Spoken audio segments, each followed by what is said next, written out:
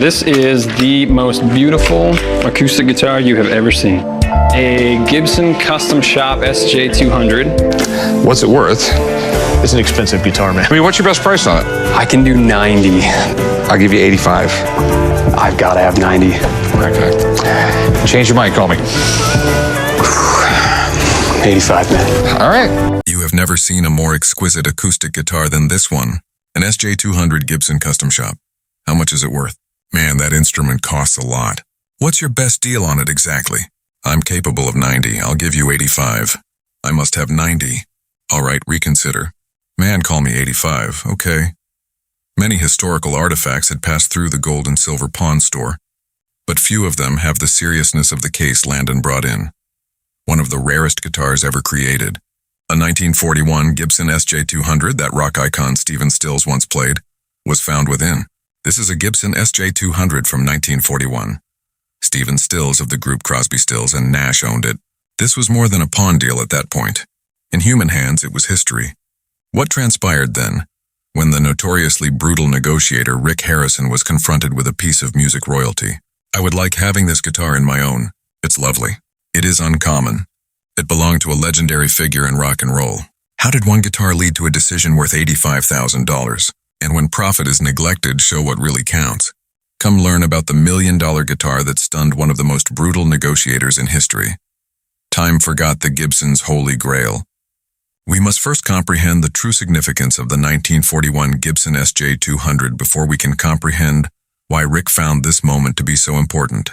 What a great instrument the J200 is. It truly is. In 1938, Gibson started producing the SJ200.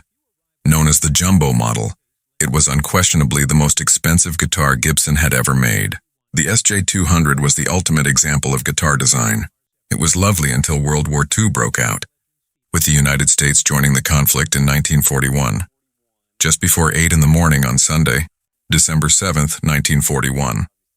The amateur manufacturing priorities completely shifted after Japan unexpectedly attacked the United States of America by bombing the U.S. naval base in Pearl Harbor, Hawaii. Like the majority of American businesses, Gibson had to modify its output in order to aid in the war effort. The SJ200 was no longer produced. For collectors, the chronology was disastrous. Only from 1938 until America's entry into the war, the SJ200 was manufactured. This indicated that very few of these guitars were ever made, just a few dozen or perhaps fewer. Expert Jesse Amoroso's response to the guitar Landon brought into the pawn shop was instantaneous and visceral. It's the SJ200 from 1941. It was the best guitar they had. After launching this model in 1938, they went to war and ceased production. He gripped it as if it were made of glass. Every collector of vintage guitars hopes to find a 1941 Gibson SJ200. It's the one that escaped. Every dusty attic search and estate sale is plagued by this phantom, and now one was seated in the Las Vegas pawn shop for gold and silver. The guitar's age was evident in its state. There were fixes and cracks. It wasn't flawless, but that added to its authenticity. However, this instrument had an additional feature that would make it completely indestructible instead of just priceless. Stephen Stills, a co-founder of Buffalo Springfield Crosby, Stills and Nash, and Crosby, Stills, Nash and Young, was the owner of the instrument. Deja Vu was recorded in 1969 by the supergroup Crosby, Stills, Nash and Young. It is regarded as one of the best records from the rock period. Stephen Stills, one of the most significant performers in rock and roll history, was legendary in a way that went beyond his level of fame. On the same day, Elvis received 2 inductions into the Rock and Roll Hall of Fame.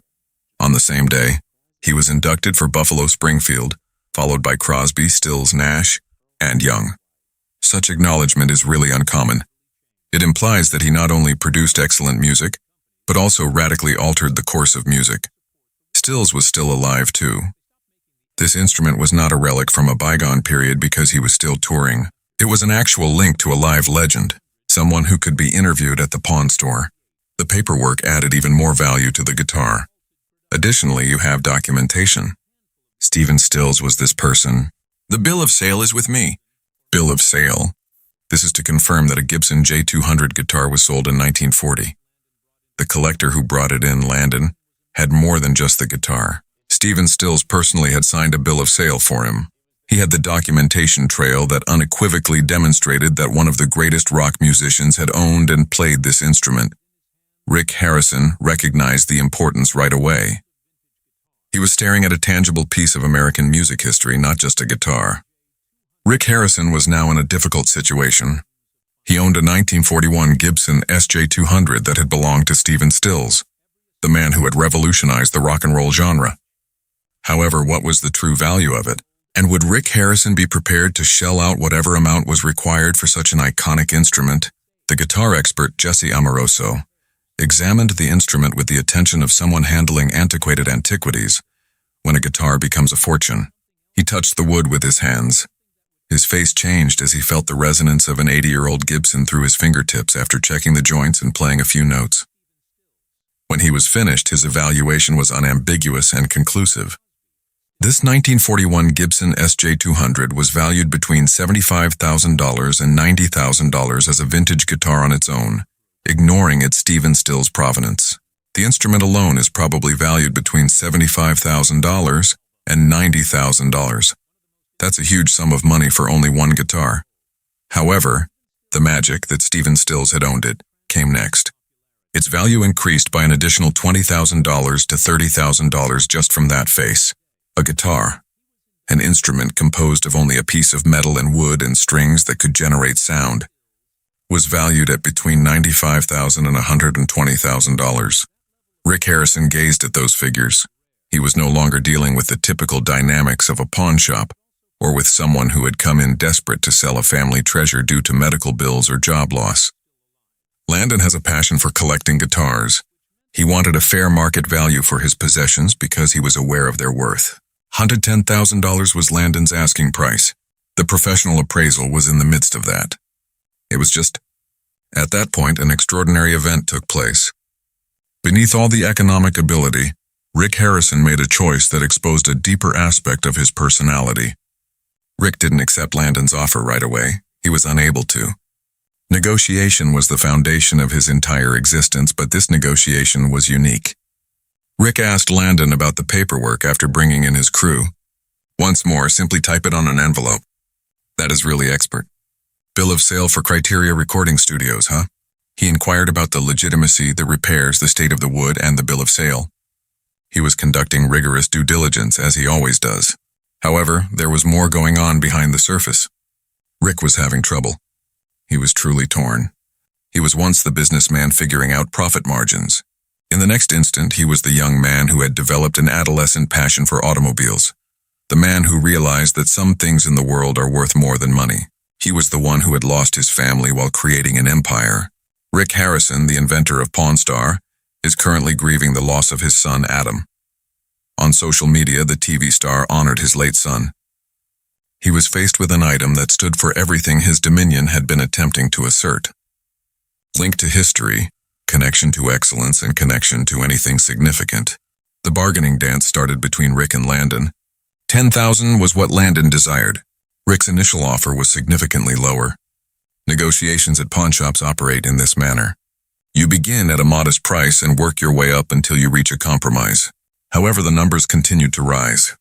This guitar was too good for Rick to lowball. After the negotiations progressed to $90,000 and then $95,000, Rick ultimately offered $85,000. Landon approved Rick's $85,000 bid right away, but the seller then disclosed that $85,000 was actually more than his profit margin. Harrison wasn't the only one who struck it rich then. Rick purchased the Stephen Stills Gibson SJ200 for $85,000. He didn't really buy it for that reason, even though he knew he could probably sell it for more. He purchased it because he forgot how to be a businessman when he was holding that instrument and realized its significance and history. He recalled what it meant to be human. However, the guitar wasn't the first priceless item that Pawn Stars has ever purchased. What other valuables have entered Rick Harrison's store? Rick Harrison's pawn shop proprietors. I would like to introduce you to Rick Harrison, who you may know from the television show Pawn Stars. In addition, he owns a pawn store in Las Vegas that sells gold and silver, largest cash purchases. Lowball offers are frequently linked to Pawn Stars, but occasionally an item enters the gold and silver pawn store that defies expectations. These are the times when six-figure cash agreements suddenly make sense, and Rick Harrison begins to think like a historian instead of a reseller. These purchases, which range from priceless machinery and music legends to precious metals, demonstrate that sometimes the true worth goes well beyond the price tag. A fatherly piece of advice led to one of the most subtly brilliant bargains. A man's father had encouraged him to invest in something genuine years before. He invested his cash on over 200 pounds of silver, heeding that advice. 12 years later, the silver market had skyrocketed. The seller wasn't there to gamble when he entered Rick's store. He was making money. Rick saw the potential right away. The cost of silver has increased dramatically. He could move quickly on this deal because there was a clear profit margin and considerable demand. However, the verification came first. In order to verify the silver's purity, Rick put it through a series of tests, including drilling into the bars, an act that reassures buyers while always making sellers unhappy. Rick didn't think twice once he was satisfied. He paid an incredible $111,000 to acquire the hoard. Then there came the vehicle that essentially changed the meaning of luxury. Lincoln Roadster from 1932. My car is a 1932 Lincoln convertible V12. In the 1930s, Lincoln produced some of the most innovative automobiles ever. Was a moving tribute to American engineers prior to the war. The Roadster was more powerful than other automobiles of its time because to its 150 horsepower V12 engine, which was designed with comfort and elegance in mind. This was not a car for the typical driver. It was created for elites who desired equal parts muscle and elegance. Rick and the elderly man realized they were looking at something unique when they examined an extraordinarily well-preserved copy. Such vehicles are rare, and when they do appear, they are extremely expensive. The negotiations were quick and audacious. Even by Pawn Star standards, Rick's cash payment of $95,000 was enormous. However, the tale didn't stop there. The seller quickly pushed the money back across the counter and used it to purchase $95,000 worth of gold, a move that perfectly encapsulated the bizarre beauty of the event. Let's get started. One more time. The finest investment you can make right now, in my opinion, is gold. These days, $1 doesn't buy much. In a single transaction, one famous asset was traded for another. History hummed with the sound of another guitar, a Gibson SG from 1961. Although the Les Paul isn't unique in and of itself, it had a legacy that few other instruments could match. Les Paul's wife and musical collaborator Mary Ford owned it. Between 1950 and 1954, Mary and Les sold millions of albums, co-wrote 16 top 10 singles, and permanently changed popular music. Rock music would later be defined by Les Paul's solid body guitar design. This guitar was connected to more than just that revolution. It was a component of it. Knowing its worth, the seller first demanded an enticing $250,000. Ever the negotiator, Rick firmly resisted. He ultimately paid $90,000 for the guitar. You can have it if you want to pay $90,000. Okay, $90,000. Deal. Okay, put it in writing. Man, hurry up. We have a ton of paperwork to complete. Thus, it was his biggest guitar purchase to date. Surprisingly, these weren't the only amazing finds Rick made while working as a pawnmaster, and the manner in which some were found added to the intrigue of the tale. The most unexpected big money deals are with stars. A poker game was the starting point of one of the most improbable six-figure neighboring deals. A man carrying what appeared to be a plain silver dollar entered the gold and silver pawn store. He clarified that he thought it was worth about $20,000 and that he had won it in a card game years prior. Nice money, but nothing extravagant. But this coin was not your typical silver dollar. It was a proof-piece high-relief dollar from 1922. Received a coin with a matte surface and high relief from 1922. All right. How did you obtain this? At a poker game, I won it. Only an estimated 10 to 12 specimens of this coin are thought to remain. Rick realized right away that this needed professional eyes. Following a thorough analysis, the valuation was significantly altered, depending on the coin's condition and customer demand. The expert calculated that its value may range from $50,000 to $100,000.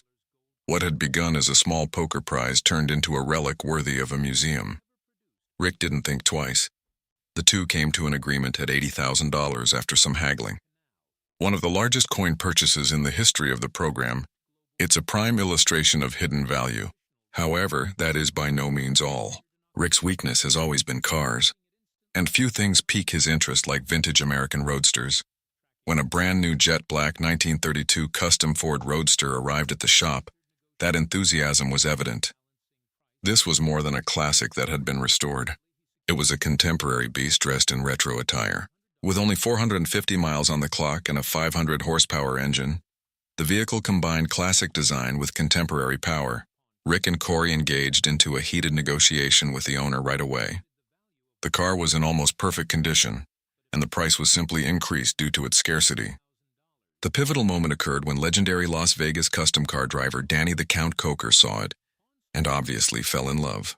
Rick was aware that there would be strong demand if Danny desired it. He was motivated to seal the sale by that insight. Rick ultimately paid $68,250 to get the Roadster. For it, we do $67, $68.50, $67.50, $68.50, $68,250. Okay, we've got a deal, dude. A hazardous purchase, but one supported by market attraction and professional enthusiasm. When Rick went to Atlanta for one of the biggest coin auctions in the country, coins once again grabbed center stage. He wasn't shopping for himself this time. He was searching for a particular item for a client who was prepared to pay a premium. A 1915 Panama Pacific octagonal $50 gold coin was the goal, one of the most unique and sought-after coins ever made by the U.S. Mint.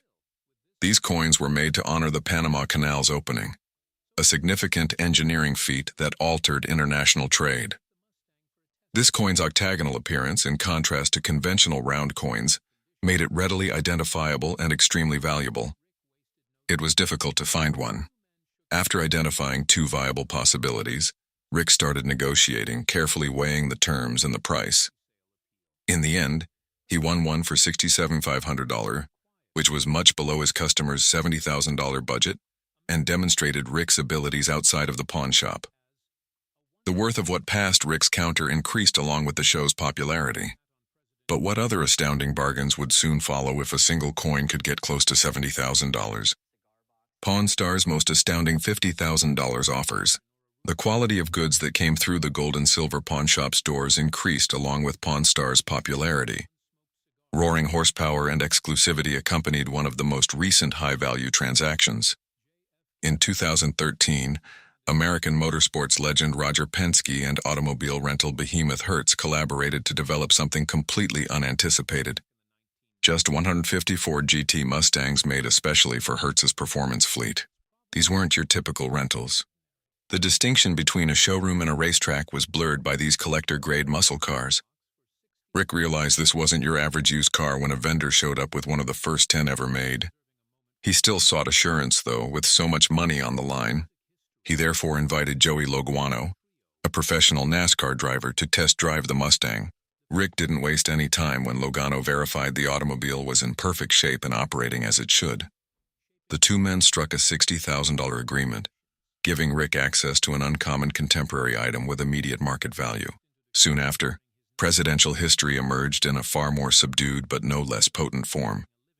A man entered the store with a cigar box that had rested on President John F. Kennedy's desk in the Oval Office. He described it as a once-in-a-lifetime item. The cigar box that John F. Kennedy used while at the White House is with me. This was neither a replica nor a collectible based on rumors. With multiple unsmoked cigars still inside, it was an authentic piece of White House history. Rick instantly recognized the gravity of the situation. He was aware that another of Kennedy's cigar boxes had sold for more than $500,000 in the 1990s. JFK memorabilia has historically fetched incredible amounts. This example's provenance alone made it exceptional, even though it wasn't anticipated to reach those heights. Rick was able to get the cigar box for $60,000 after thorough haggling. A deal that was more like preserving a moment in American history than it was like making a buy. These three incredible transactions were completed by music history. The Defender Stratocaster, which has influenced rock music for many years, is frequently regarded as the most iconic electric guitar ever produced. Rick knew he was encountering a living piece of music history when renowned British studio guitarist Vic Flick entered the store with his 1961 Fender Stratocaster. The instantly identifiable guitar riff from the original James Bond theme was created by Vic Flick. For more than 60 years, this sound has defined cinematic cool. This particular guitar was also utilized on records by musicians like the Beatles and Tom Jones. Thus, it became ingrained in popular culture. Theatricals and protracted negotiations were unnecessary. Vic, Flick, and Rick both knew exactly what was in front of them. On a $55,000 deal, the two shook hands. "I'll pay $55,000. That seems like a reasonable price to me. I assume all the risk. Okay, deal." "Yes." "All right, come on, let's complete some paperwork," sealing the sale of a guitar whose worth stemmed from the cultural legacy ingrained in every note it had ever played. Not only from its age or condition. When taken as a whole, these purchases demonstrate the extent of the Pawn Stars universe. From iconic guitars to presidential mementos to contemporary muscle cars. But Rick found expensive fakes for every gold mine. Let's investigate those. There is a painful lesson in the ledger, when even the experts are taken advantage of for every spectacular success. The old guy, Corey, and Rick Harrison all discovered the hard way that instinct and expertise are insufficient to guard against every dud. Sometimes the history of passing through the golden Sylvie